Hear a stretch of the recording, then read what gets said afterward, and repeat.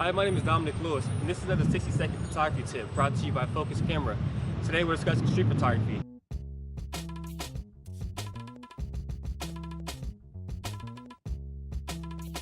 The first tip I have for you guys with street photography is to shoot with a higher ISO. The reason why I shoot with the ISO around 400 or even sometimes 1600 is because you never know what type of situation you're going to get, especially in a city like New York.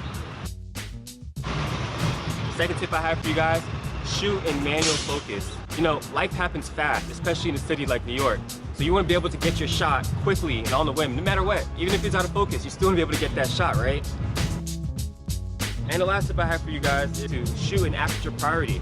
So let the camera decide your shutter speed for you, and you just choose the aperture. So that way you can focus on more important things, like getting that shot. It's always advised that you use a normal lens like a 50mm or a 35mm.